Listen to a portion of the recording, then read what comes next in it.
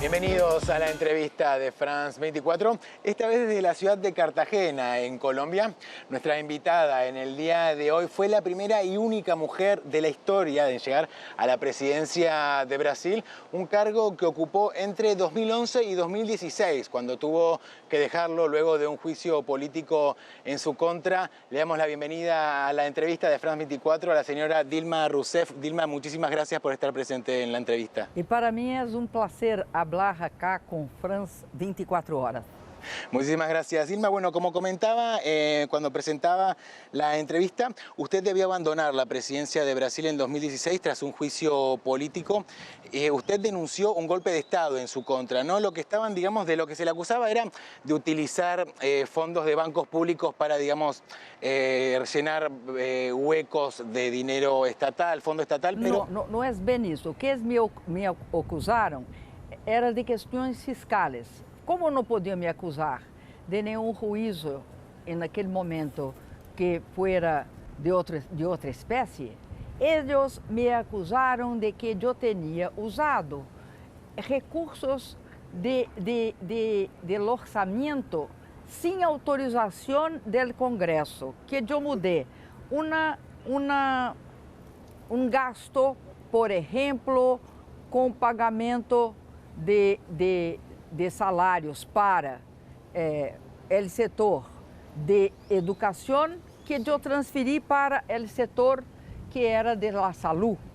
Ou seja, dentro del mesmo gasto, eu alterei certos montantes. Isto não significava nenhum absurdo. O que eles diziam é que eu não tinha autorização do Congresso. Ocorre que tem um pequeno problema para eles. É que a lei orçamentária autoriza a alteração de rúbricas, como nós outros chamamos, de um local para outro, sem autorização do Congresso, porque se pensa que o Congresso já previamente autorizou ao aprovar a lei. De hecho, é uma prática comum. Comum. Todos os presidentes antes de mim fizeram. Eu mesma hice em outro momento e não fui nunca considerada culpada de nada. E com isto, eles me construíram um processo ilegal, ilegítimo de impeachment. Fizeram um impeachment e abriram o país para um golpe de Estado que tuvo consecuencias dramáticas de ahí para frente. A eso quería apuntar, al golpe de Estado, ¿no? Teniendo en cuenta también otros antecedentes muy recientes, ¿no? Como el de Evo Morales en Bolivia, que también, ¿no? Se retiró de la presidencia, las cúpulas de las Fuerzas Armadas lo presionaron. ¿Cree que estamos en una época... Tuvo Lugo fue uno de los antecedentes en Paraguay años antes. Otro fue en Honduras. También. Zelaya. ¿Cree que estamos en una época en la que los golpes de Estado ya no requieren de las armas, sino que se dan de manera institucional? Sí, yo creo que usted tiene ahora una nueva forma de golpe de Estado. El golpe de Estado antes era en las calles, con los tanques, en las calles, con tropas militares, en la intervención abierta y acabando con los derechos de organización, de imprensa e todos os direitos. Ele agora é um golpe diferente, mais sofisticado. Ele usa a lei.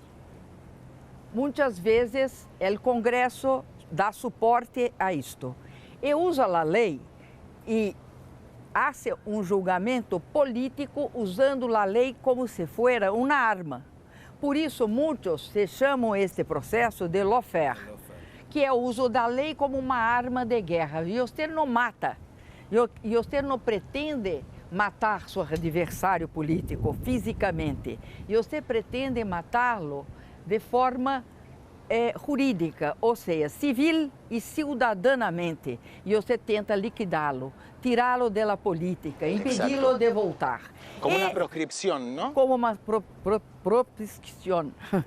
E, na verdade, em meu caso, utilizaram a lei fiscal. Em muitos outros casos, tentam utilizar a lei criminal. Isto ocorre na América Latina como todo. Ocorreu com Cristina Kirchner, ocorreu com com o presidente do Equador, Rafael Correa, está acontecendo de uma certa forma com o presidente Evo Morales. Enfim, você tem esse proceso. Dilma, bueno, hablemos de la era Bolsonaro, ¿no?, que está atravesando. ¿A qué atribuye usted la llegada de la ultraderecha al poder en Brasil luego de más de 10 años, ¿no?, de gobiernos progresistas del PT? El golpe de Estado de 2016, como impeachment sem crime de responsabilidade, abre uma avenida para que a extrema-direita transita. Por quê? Porque eles irão, primeiro, com um governo ilegítimo del senhor Michel Temer, vão executar uma agenda neoliberal. Começam fazendo uma reforma laborista e tirando o direito da gente e tornando o trabalho precário. Eles não saem da crise, prometeram que sairiam rápido da crise e não saem. Eles destroem os programas sociais. E a gente também começa a perceber uma outra coisa. Quando eles criam uma operação jurídica e judicial e policial que se chama Lava Jato, eles começam combate à corrupção. Até aí, nós outros não temos nada a dizer. Pelo contrário, quem sancionou a lei que permitiu as delações premiadas, que transformou a questão de la corrupção não só para quem era corrompido, mas para o corruptor também, que geralmente eram empresas, foi também meu governo. Os governos do Partido de los Trabajadores desde Lula. Pois bem, no entanto, o que aconteceu? Aconteceu que a Lava Jato se transformou e se tornou um elemento de combate e de perseguição política ao PT. Com isso, prenderam Lula, com isso, impediram Lula, que tinha, mesmo preso, 40%, tinha a liderança das pesquisas presidenciais do ano de 2018. Eles prendem Lula. Com isso, tiram da disputa o mais importante líder político brasileiro, que ganharia as eleições. Quem tira? Sérgio Moro. Para beneficiar quem? Bolsonaro. Na segunda questão é que a Operação Lava Jato tem, eu diria, uma coisa que se chama fogo amigo. Atingiu alguns que não era seu objeto. E foi quem? Foi o centro, partidos do centro, como o Partido Social Democrata Brasileiro, o PSDB, o próprio PMDB, e atingiu os partidos de direita também. Então, se limpou o terreno em el lado de los conservadores. Para quê? Para que a extrema-direita florescesse. E foi o que ocorreu. Elegeram Bolsonaro. E, só concluindo, quem Bolsonaro convidou para ministro de Justiça? Moro. El senhor Sérgio Moro, quien tenía prendido Lula. Fue quien condenó a Lula da Silva, le aclaramos a nuestra audiencia. Dilma, bueno, hablando de la era Bolsonaro, ¿no?, estamos hablando de prácticas de militarización, ¿no?, del país, también recorte de fondos para la cultura, con actos de muchísima censura. ¿Está en riesgo la democracia hoy en día en Brasil? Yo creo que o projeto de Bolsonaro não é um projeto democrático. Eu creio que em Brasil nós temos um corte neofascista com o governo Bolsonaro. Por que neofascista?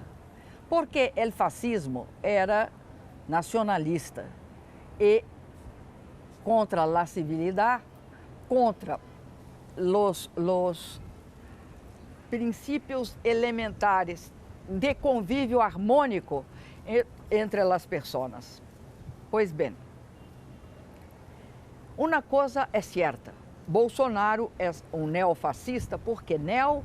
Porque é uma pessoa que bate continência para a bandeira americana, sendo presidente de Brasil, que segue cegamente o governo Trump, mesmo quando suas decisões ao apoiar a política de Trump são contra os interesses do país. Por exemplo, quando apoia a transferência de embaixada para Jerusalém, e nós outros somos os maiores exportadores para os países árabes, além de ter uma relação histórica com os países árabes, com os palestinos, a quem sempre apoiamos em sua reivindicação de ter a representação de uma nação, de uma pátria. E, além disso, Bolsonaro é uma pessoa que defende valores absurdos, incompatíveis com a democracia e a civilidade. Vou dizer quais: a tortura, a violência absoluta. Além disto, defende os torturadores e é ainda uma pessoa que é contra a educação, que desmonta as universidades públicas, não respeita de maneira alguma a autonomia universitária, que tem uma relação de perseguição com a cultura, com os artistas. Então, não é surpresa que seu chefe de departamento de cultura tenha feito um discurso usando como inspiração Joseph Goebbels. Terrible. Dilma, usted hacía referencia precisamente a este discurso del odio, de tortura. Usted en sus años de militancia, ¿no?, durante la dictadura militar brasileña, precisamente sufrió estas prácticas, fue secuestrada, fue torturado, y Bolsonaro reivindicó, ¿no?, la última dictadura militar. De hecho, él pretendió en el 2019 realizar conmemoraciones en los cuarteles. Habiendo usted pasado por esa experiencia, ¿qué siente cuando ve que en su país sucede esto? A coisa mais grave é quando nem o passado está seguro. Eles tentam rever o passado. Não se pode fazer isto impunemente. Ele não só defendeu isso agora, em 2019, mas quando foi a votação do impeachment, ele votou em homenagem ao tenente ou coronel senhor Carlos Alberto Brilhante Ustra, o maior torturador de Brasil, dizendo que ele teria sido Mitterrand. Ou seja, ele reconheceu em um voto no Congresso Nacional a prática de tortura. Então, eu te digo, é de indignação, é mais de indignação, é de um grande repúdio por los companheiros que eu sei que foram mortos em la tortura, que perderam sua vida, sua possibilidade de ter filhos, de viver. E creio que ele faz isso sistematicamente. ¿Cuál cree que será el futuro político, por un lado, de Lula da Silva y también preguntarle por el suyo? Olha, o futuro nosso comum é que nós estamos todos reconstruindo o Partido de los Trabajadores. Nós sabemos que o Partido de los Trabajadores em Brasil é uma grande riqueza que possuímos, mas que temos, como é o tema de minha conferência amanhã, temos de estar sempre fazendo tudo para ajorná-lo, para torná-lo mais de acordo com a atualidade. Isto Lula está se dedicando. Está olhando o país e vendo que o PT tem de se jogar para dentro do país e se tornar cada vez mais. Sempre esteve dentro do país, mas agora é preciso uma humildade maior, escutar ¿Y usted más. va a acompañar este proceso? Eu con Lula? estou acompanhando este processo, de um lado. Agora, eu tenho clareza que, além disso, Lula é o maior líder popular vivo do Brasil.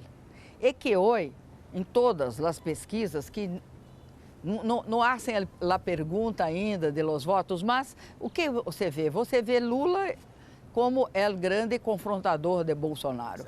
Eu creio que Lula tem esse papel. Se ele será presidente ou candidato a presidente ou não, será outra questão que não está posta ainda. Mas que ele tem esta condição de representar duas coisas. Ele representa a luta contra as reformas neoliberais, que tira direitos de los trabalhadores, de las clases médias, de los pequenos negócios.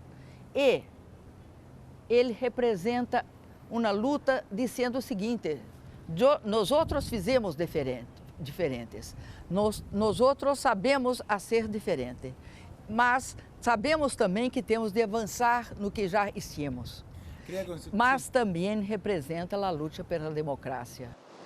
Dilma, para ir finalizando, quisiera preguntarle a usted acerca de un tema que usted ya sacó, ¿no?, a colación, brevemente, ¿no?, porque nos queda muy poquito tiempo. Usted habló de la figura de Donald Trump, ¿no?, la relación con Bolsonaro. ¿Cómo interpreta usted, cómo analiza la figura de Trump y si cree que será reelecto? Eu creio que Trump tem papel hoje em los Estados Unidos de tentar resolver as contradições do aumento brutal da desigualdade nos Estados Unidos. O trabalhador americano, ele tem uma certeza: seu filho terá uma vida pior que a dele. E há uma brutal concentração de riqueza, né, e de renda, quando você percebe que alto executivo ou um executivo ganha 300 vezes nos Estados Unidos mais que um trabalhador. Lula é um trabalhador. O trabalho está mudando. Isto é uma coisa que nós iremos dedicar muita atenção. Mas Trump usou este fato, esta indignação, esta inconformidade, não para dizer o responsável disto é os grandes bancos, o sistema financeiro, la Wall Street. Ele responsabilizou os mexicanos, como se os mexicanos tivessem poder para esta brutal concentração de riqueza e de renda que tem em Wall Street. Dilma Rousseff, muchísimas gracias. Ha sido un placer tenerla como invitada en la entrevista de France 24. Muchas gracias. Eu agradeço a Francia 24. Gracias. Y a ustedes los invitamos, por supuesto, a continuar informándose en el resto de nuestra programación y, como siempre, también en france24.com.